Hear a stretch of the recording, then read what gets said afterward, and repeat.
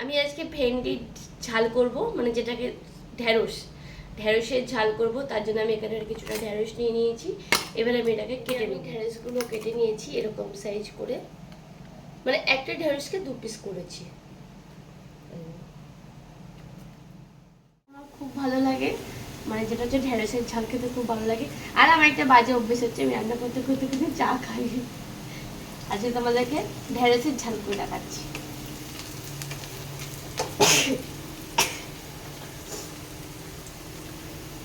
আমি এতে দিয়ে দেবো নুন,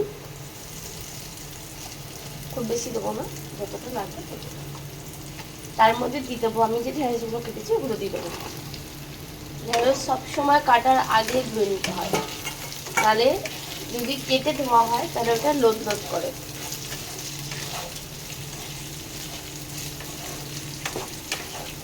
আমি এরকম করে কিছুটা একটা টমেটো কুচি দিলাম, সেটা দিয়ে দেবো।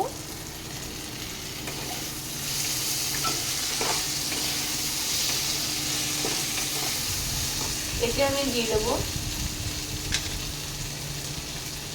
ছোট চামচে 1 চামচ আদা বাটা,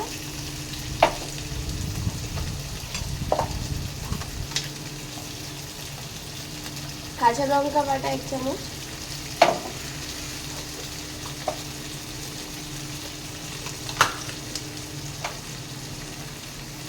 রসুন বাটা 1 চামচ,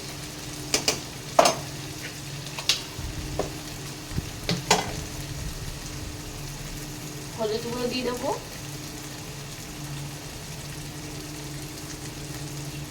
জিরের গুঁড়ো 1/2 চামচ, ধনের গুঁড়ো 1/2 চামচ। এবার এটাকে দিয়ে ভালো করে কষিয়ে নেব।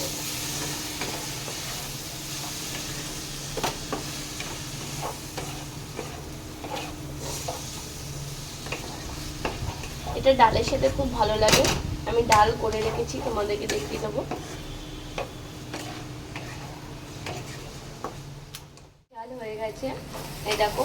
আমি একটু জল দিইনি, ওই একটুখানি মশলার সময় যে জলটা দিয়েছিলাম সেটাতেই আমি করে নিয়েছি। এবার আমি এটাতে একটুখানি গরম মশলাগুলো দেবো।